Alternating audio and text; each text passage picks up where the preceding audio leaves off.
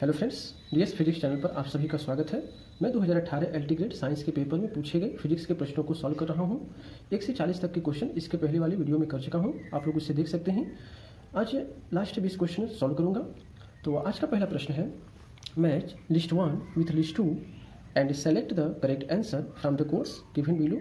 तो लिस्ट 1 में क्या है, मैग्नेटिक मटेरियल है, और लिस्ट 2 में क्या है, सस्पेटिबिलिटी है। तो मैग्नेटिक मटेरियल में क्या क्या है, डायमैग्नेटिक, पैरामैग्नेटिक, फेरोमैग्नेटिक और परफेक्ट डायमैग्नेटिक। तो इसका करेक्ट आंसर से मैच कराना है। तो डायमैग्नेटिक का मैग्नेटिक सस्पेटिबिलिटी कितना होता है, निगेटिव एंड स्मॉल। कितना होता है, निगेटिव एंड स्मॉल होता है। और पैरामैग्नेटिक का क्या होता है, positive and small, positive and small होता है। और फेरोमैग्नेटिक का क्या होता है, लार्ज होता है, पॉजिटिव एंड लार्ज। और परफेक्ट डायमैग्नेटिक का कितना होता है, -1 होता है। परफेक्ट डायमैग्नेटिक का एग्जाम्पल क्या है, super conductor. Super conductor perfect diamagnetic material है। ठीक है, नेक्स्ट क्वेश्चन है, the equal resistances each of value are connected so as to form a triangle। ठीक है, तो 3 इक्वल रेजिस्टेंस है जिसकी वैल्यू कितनी है, कैपिटल आर, और ये क्या है, एक ट्रायंगल के रूप में फॉर्म है। ठीक है, तो क्या करना है कि the equivalent resistance across any 2 corners of a triangle. तो इस ट्रायंगल के किसी भी 2 कॉर्नर के अक्रॉस इक्विवेलेंट रेजिस्टेंस निकालना है। ये भी 2 कॉर्नर ले सकते हैं, या ये 2 कॉर्नर ले लीजिए, या तो ये 2 कॉर्नर ले लीजिए। किसी भी 2 कॉर्नर के अक्रॉस इक्विवेलेंट रेजिस्टेंस निकालना है। तो हम ये दोनों कॉर्नर ले सकते हैं, ए और बी। ठीक है, तो देखेंगे ये आर और ये आर किस में है, सीरीज में है। तो इसका इक्विवेलेंट कितना हो जाएगा, आर और आर का 2r। तो सर्किट कुछ इस तरह से हो जाएगा, आर और आर का इक्विवेलेंट 2r, और ये आर हमारा बचेगा, और ए और बी। ठीक है, अब क्या है, 2r और आर किस में है, पैरेलल में है। तो इसका इक्विवेलेंट हो जाएगा, R equivalent equal to 1/2r plus 1/r। ठीक है, तो आर इक्विवेलेंट हो जाएगा 2r इंटू आर बटे 2r प्लस आर। तो आर इक्विवेलेंट हो जाएगा 2r इंटू आर बटा 3r। आर से आर कैंसिल, तो आर इक्विवेलेंट कितना हो जाएगा, 2/3r। ठीक है, देखते हैं कौन सा ऑप्शन करेक्ट है। ऑप्शन नंबर डी इसका करेक्ट आंसर है। ठीक है, नेक्स्ट क्वेश्चन है, step up transformer works on 220 volt and gives 2 ampere to an external circuit. ठीक है, तो एक स्टेप अप ट्रांसफार्मर है। तो स्टेप अप ट्रांसफार्मर क्या होता है, लो वोल्टेज को हाई वोल्टेज में कन्वर्ट करता है। और स्टेप डाउन ट्रांसफार्मर क्या होता है, ये हाई वोल्टेज को लो वोल्टेज में कन्वर्ट करता है। ठीक है, तो यहाँ पे स्टेप अप ट्रांसफार्मर है। ठीक है, इसमें क्या बोला है कि ये किस पे वर्क कर रहा है, 220 वोल्ट पे वर्क कर रहा है। तो ट्रांसफार्मर कुछ इस तरह से होता है, इसमें 2 कॉइल होते हैं, एक प्राइमरी कॉइल होता है, एक सेकेंडरी कॉइल होता है। प्राइमरी कॉइल में वोल्टेज अप्लाई करते हैं, यानी इनपुट वोल्टेज प्राइमरी कॉइल में देते हैं, और सेकेंडरी कॉइल से आउटपुट वोल्टेज लेते हैं। ठीक है, तो यहाँ पे क्या है, 220 वोल्ट। ठीक, क्या है, अप्लाइड वोल्टेज है, यानी कि प्राइमरी कॉइल में वोल्टेज है, कितना है, 220 वोल्ट। हमसे क्या पूछ रहा है, आगे क्वेश्चन पढ़ते हैं। The turn ratio between primary and secondary is 2:25। Turn ratio यानी कि नंबर ऑफ टर्न। तो प्राइमरी में नंबर ऑफ टर्न कितने हैं, NP, और सेकेंडरी कॉइल में नंबर ऑफ टर्न कितने हैं, NS। तो इनका turn ratio primary to secondary कितना है, NP बटे NS कितना है, 2:25। ठीक है, तो क्या पूछ रहा है, सेकेंडरी कॉइल में वोल्टेज पूछ रहा है, यानी कि आउटपुट वोल्टेज पूछ रहा है। आउटपुट वोल्टेज का मतलब सेकेंडरी कॉइल में वोल्टेज पूछ रहा है। ठीक है, तो फॉर्मूला होता है NP बटे NS इक्वल टू VP बटे VS। तो NP बटे NS कितना है, 2/25 इक्वल टू VP 220 बटा VS। ठीक है, तो VS इक्वल टू कितना हो जाएगा, 220 इंटू 25 बटे 2। तो VS इक्वल टू हो जाएगा 110 इंटू 25। तो VS इक्वल टू हो जाएगा 2750 वोल्ट। ठीक है, तो कौन सा ऑप्शन करेक्ट है, option number C correct answer है। नेक्स्ट क्वेश्चन है, the Clausius Clapeyron equation is. ये क्लास 11th में हीट एंड थर्मोडायनेमिक्स नहीं मिलेगा आपको, इसी का टॉपिक है, क्लासियस क्लैपेरन इक्वेशन बेसिक में मिलेगा। ठीक है, तो dp/dt equal to L/T V2 - V1, ये करेक्ट आंसर है। 2 cells each of EMF E and internal resistance small r are connected in parallel। ठीक है, 2 सेल हैं और उनका EMF कितना है, E। तो यहाँ पे सर्किट में देखिए 2 सेल जिसका EMF कितना है, E, और इंटरनल रेजिस्टेंस कितना है, स्मॉल r। तो इंटरनल रेजिस्टेंस कितना होगा, small r। Connected in parallel, parallel connect है तो पैरेलल कनेक्ट कर दिए, और एक एक रजिस्टेंस भी है, इसके क्रॉस एक रजिस्टर लगा दिए, ठीक है। तो क्या पूछ रहा है, the power deliver to the resistor is maximum if, इस रजिस्टर में मैक्सिमम पावर डिलीवर कब होगा, ये हमसे पूछ रहा है, ठीक है। तो क्या होता है, for maximum power theorem R internal is equal to R load, ठीक है। तो आर इंटरनल कितना है, ये देखिए ये दोनों इंटरनल रजिस्टेंस कितने में, पैरेलल में है, तो आर और आर का पैरेलल कितना हो जाएगा, R/2, और आर लोड कितना है, कैपिटल आर, ठीक है।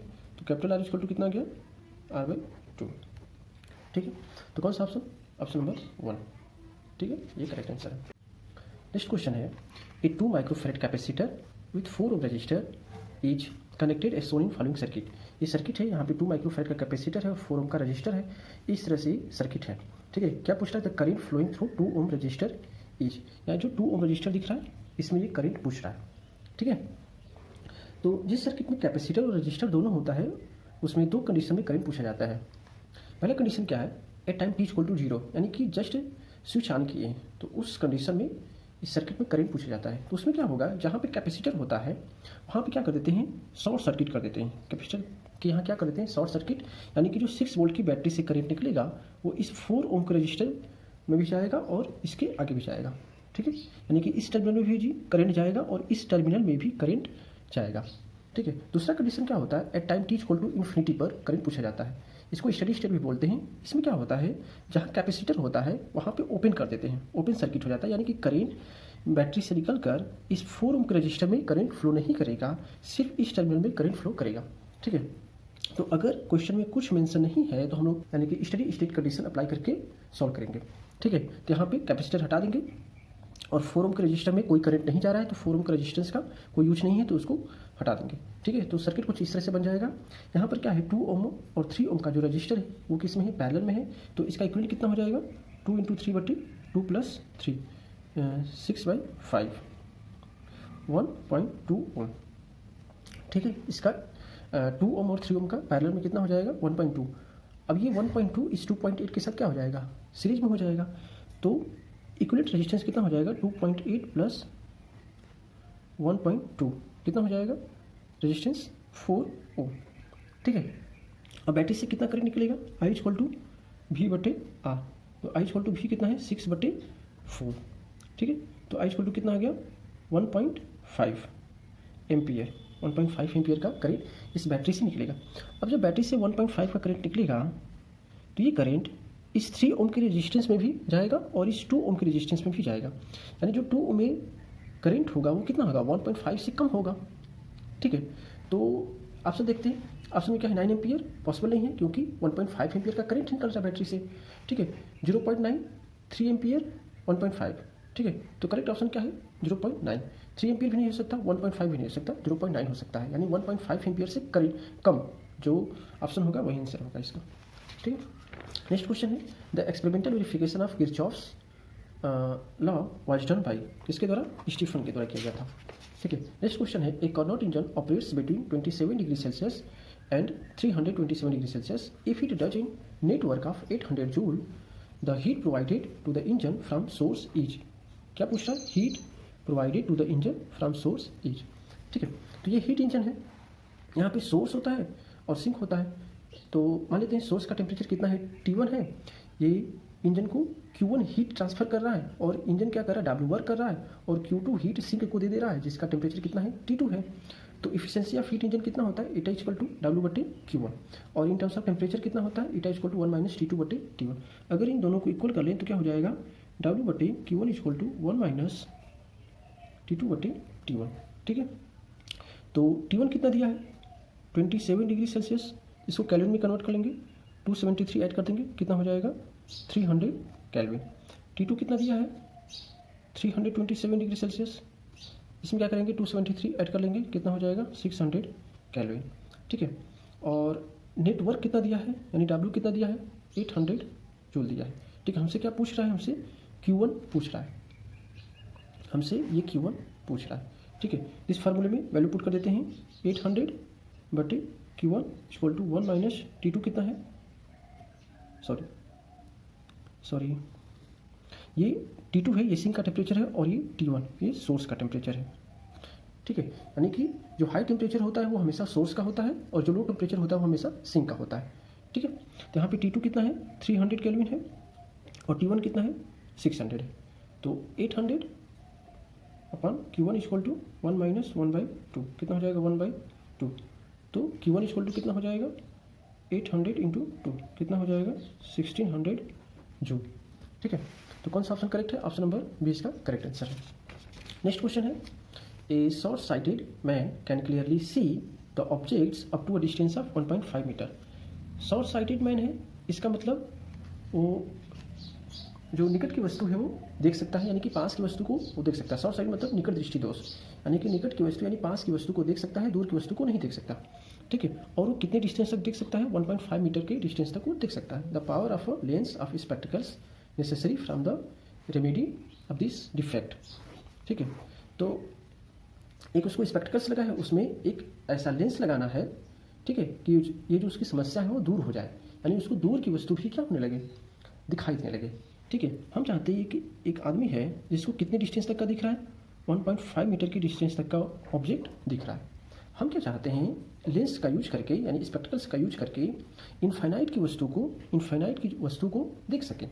ठीक है। तो कैसे दिखाई देगा? अगर हम लेंस का यूज करके जो इनफाइनाइट पे रखी वस्तु है उसका इमेज 1.5 पर बना दें तो ये देख लेगा उसको। ठीक है। तो ऑब्जेक्ट कहाँ रखी है? इनफाइनाइट पे। लेंस के लगाने के बाद उसका इमेज कहाँ बनना चाहिए? 1.5 मीटर पर बनना चाहिए। ठीक है। तो हमको क्या निकालना है? पावर निकालना है। तो पहले क्या निकालना पड़ेगा? फोकल लेंथ निकालना पड़ेगा। तो लेंस का फॉर्मूला क्या होता है? 1/f equal to 1/v minus 1/u। तो 1/f equal to 1/v 1/- 1.5 minus 1/∞। ठीक है। तो 1/f इक्वल टू माइनस 1/1.5 ये 0 हो जाएगा। ठीक है। तो 1/f इक्वल टू क्या हो जाएगा? माइनस का 2/3। ठीक है। पावर निकालना है तो पावर इक्वल टू क्या हो जाता है? 1/f इक्वल टू माइनस का 2/3। ठीक है। तो कितना जाएगा? माइनस का 0.67 डायोप्टर। ठीक है। माइनस साइन क्या दिखाता है? यहाँ पे कनकेव लेंस यूज करेंगे। ठीक है। तो ऑप्शन नंबर ए क्या है इसका करेक्ट आंसर है। नेक्स्ट क्वेश्चन है, if you take E equal to half m not v square and p equal to m not v then the phase velocity of the corresponding wave packet is. तो आपको phase velocity निकालना है। तो phase velocity of wave packet कैसे define करते हैं? v phase equal to energy बटे momentum. Energy बटे मोमेंटम। एनर्जी की वैल्यू कितना दिया? Half m not v square, momentum का m नॉट v। ठीक है। तो इसको सॉल्व कर लेंगे, वैल्यू पुट कर देते हैं। ठीक है। इसको सॉल्व कर लेंगे, m नॉट से m नॉट कट जाएगा और v से v क्या बचेगा? 1/2 v। ठीक है। यानी कि v/2। तो यहाँ पे ऑप्शन नंबर ए क्या है इसका करेक्ट आंसर है। नेक्स्ट क्वेश्चन है, consider the following assertion A and reason R. Assertion क्या है? When a light ray falls on a transparent surface having incident angle equal to polarising angle the reflected and reflected rays are perpendicular to each other. ठीक है। तो क्या assertion correct है? हाँ, assertion correct है। ये स्टेटमेंट क्या है? ट्रू है। ठीक है। रीजन देखते हैं, when light incidents on polarising angle I P 8 is given by IP is equal to tan inverse mu, where mu is the refractive index of the surface। ये ब्रूस्टर्स लॉ होता है। ठीक है। ये स्टेटमेंट भी correct है। और जो रीजन है वो असर्शंस को क्या कर रहा है? एक्सप्लेन कर रहा है। ठीक है। ये करेक्ट होगा। A and R both true, यानी असर्शन एंड रीजन बोथ और ट्रू, एंड जो रीजन है वो ए को एक्सप्लेन कर रहा है, असर्शन को एक्सप्लेन कर रहा है। ठीक है। नेक्स्ट क्वेश्चन है, which one of the following is not correctly match. Not correctly match है। ठीक है। When the optical system is situated in the same medium. ठीक है। तो क्या हो जाता है? Principal points coincide with the nodal points. ये करेक्ट है। ठीक है। ये एक कार्डिनल पॉइंट्स के नाम से एक टॉपिक है, बीएससी में मिलेगा आपको ऑप्टिक्स में। ठीक है। वहाँ से आप इसको पढ़ सकते हैं कार्डिनल पॉइंट्स के नाम से। ठीक है। The plane passing through nodal points are perpendicular to axis. ये नोडल प्लेन्स होता है, ये भी करेक्ट है। आपको क्या निकालना है? Not correct. The planes passing through the principal foci perpendicular to the axis, focal planes, ये भी करेक्ट है। नेक्स्ट क्या है? The number of cardinal points of an optical system 4। ठीक है। तो ये इनकरेक्ट है। ये क्या है? इनकरेक्ट है, यानी कि करेक्टली मैच नहीं है। क्यों? क्योंकि जो नंबर ऑफ कार्डिनल पॉइंट्स होता है वो क्या होता है? 6 होता है। 6 कार्डिनल पॉइंट्स होते हैं। 6 कार्डिनल पॉइंट्स कौन कौन से? 2 क्या होते हैं? Focal points. 2 focal points. 2 क्या होते हैं? Principal points. 2 प्रिंसिपल पॉइंट्स और 2 नोडल पॉइंट्स। 2 क्या होते हैं? Nodal points. तो कितना हो जाता है 6 कार्डन पॉइंट्स होते हैं ऑप्टिकल सेक्शन में। नेक्स्ट क्वेश्चन है a metal wire of mass 9.8 gram is stretched with a tension of 10 kg weight between two rigid supports 1 metre apart. ठीक है, तो यहाँ पे क्या बोला है कि 2 रिजिड सपोर्ट है और 1 मीटर अपार्ट है। इसका मतलब जो वायर है मेटल वायर उसका लेंथ कितना है 1 मीटर है। ठीक है, इसका मास कितना है 9.8 ग्राम है और इस पर टेंशन कितना है 10 kg वेट है। तो वैल्यू नोट कर लेते हैं, मास कितना है 9.8 ग्राम, इसको किलोग्राम में चेंज कर लेते हैं 9.8 इंटू 10⁻³ किलोग्राम। ठीक है, और इसमें टेंशन कितना है 10 kg वेट, 10 kg वेट यानी 10 इंटू जी। ठीक है, यानी कि 10 इंटू 9.8 तो 98 न्यूटन का इसमें टेंशन है। ठीक है, उसके बाद बोला है कि इसका लेंथ कितना है, लेंथ कितना है 1 मीटर। ठीक है, अब आगे बोला है the wire passes at a middle point between the poles of a permanent magnet and vibrates in resonance when carrying an AC frequency. AC frequency, हमसे फ्रीक्वेंसी पूछ रहा है। ठीक है, तो एक परमानेंट मैग्नेट है यहाँ पे इस तरह से, मान लेते हैं ये नॉर्थ पोल है और ये साउथ पोल है। ठीक है, तो फ्रीक्वेंसी फार्मूला क्या होगा F = 1/2L √T/m। ठीक है, यहाँ पे L क्या है लेंथ है, T क्या है टेंशन है, स्मॉल m क्या है मास पर यूनिट लेंथ। तो मास पर यूनिट लेंथ क्या होगा स्मॉल m = कैपिटल M/L। तो कैपिटल M कितना है 9.8 इंटू 10⁻³ और लेंथ कितना है 1, तो यही रह जाएगा। ठीक है, तो वैल्यू पुट कर लेंगे F = 1/2 इंटू 1 √T। T है कितना 98 इंटू बटे M कितना है 9.8 इंटू 10⁻³ ठीक है, तो F = कितना हो जाएगा 1/2 √98 इंटू 10⁴ बटे 98, तो कैंसिल हो जाएगा, कितना हो जाएगा 1/2 इंटू 100। तो इसको सॉल्व कर लेंगे तो कितना जाएगा फ्रीक्वेंसी 50 हर्ट्ज। कितना जाएगा frequency 50 hertz. Option number C क्या है इसका करेक्ट आंसर। नेक्स्ट क्वेश्चन है the differential equation for a certain system is. ठीक है, तो ये डिफरेंशियल इक्वेशन है क्या है d² x/dt² + 2k dx/dt plus ω02 into x = 0 if omega greater than k the time in which the amplitude falls to 1/e of its initial value. ये जो differential equation है ये डैम्प्ड हार्मोनिक ऑसिलेटर का differential equation है, यानी कि damped harmonic oscillator है, इसका एम्पलीट्यूड क्या होगा डैम्प्ड होगा, एम्पलीट्यूड क्या होगा घटता जाएगा टाइम के साथ। तो मान लेते हैं जो इनिशियल एम्पलीट्यूड है कितना है वो a0 है और टाइम t के बाद उसका एम्पलीट्यूड कितना हो जाता है a0/e। तो यही हमसे क्या पूछ रहा है टाइम पूछ रहा है, यानी कितने टाइम के बाद इसका एम्पलीट्यूड a0/e हो जाएगा। तो इस डिफरेंशियल इक्वेशन का जो जनरल सॉल्यूशन होता है वो क्या होता है at = a0 e⁻kt, जहाँ पे a0 क्या है इनिशियल एम्पलीट्यूड है और k क्या है डैम्पिंग कांस्टेंट है। तो वैल्यू पुट कर देंगे at क्या है a0/e = a0 e⁻kt। तो a0 से a0 कैंसिल, तो 1/e = क्या हो जाएगा e⁻kt।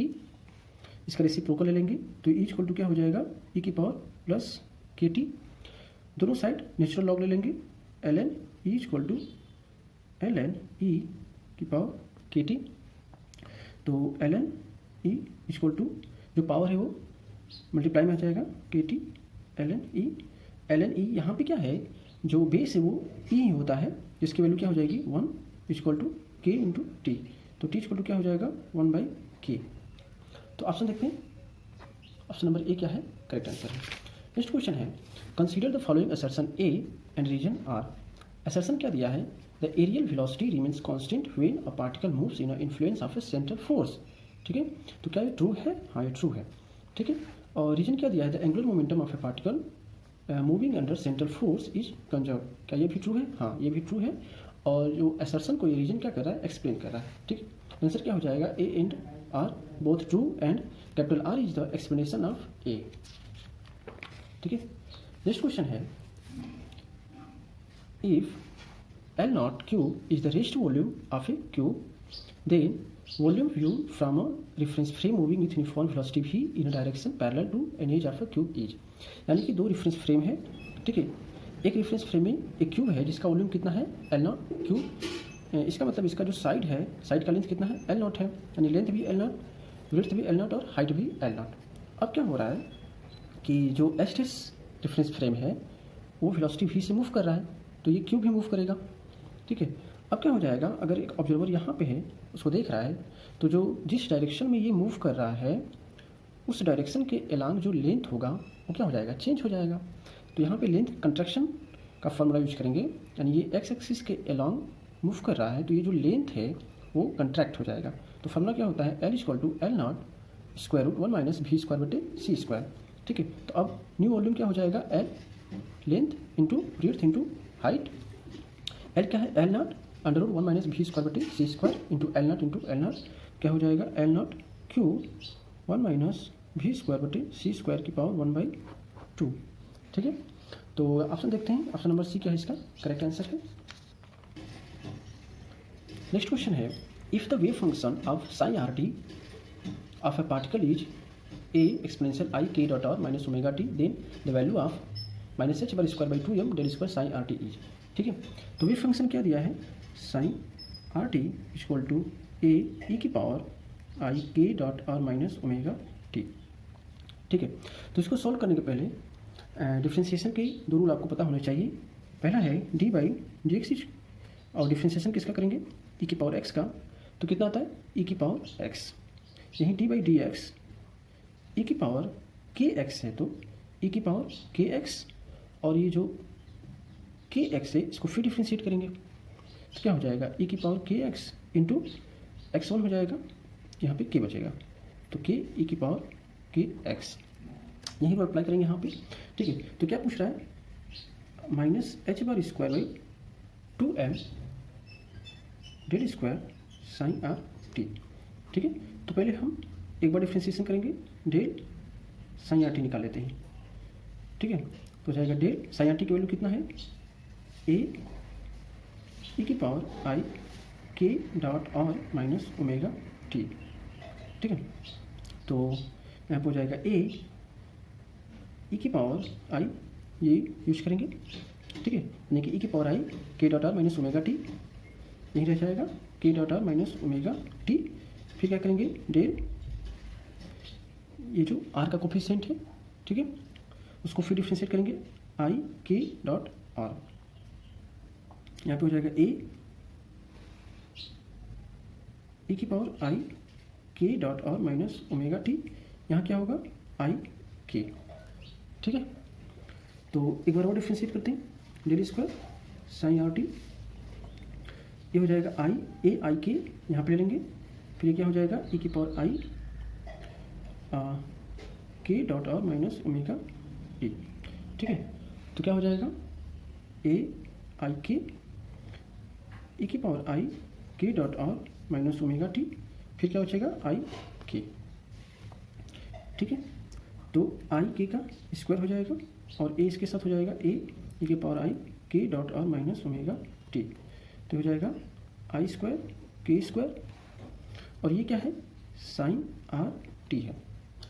तो यहाँ पे क्या हो जाएगा, minus H bar square by 2m del square psi are t है, तो यहाँ पे minus H bar square by 2m i square k square psi are t. I square की वैल्यू -1 माइनस माइनस प्लस हो जाएगा, तो क्या हो जाएगा h bar square k square by 2m psi are t. ठीक है, तो मोमेंटम पी इक्वल टू क्या होता है, एच बार के होता है, तो यहाँ पे क्या है h bar square k square यानी कि p square by 2m p square by 2m psi are t. ठीक है, तो ये हमारा आंसर है। तो कौन सा ऑप्शन करेक्ट है, option number B, p square by 2m psi R T.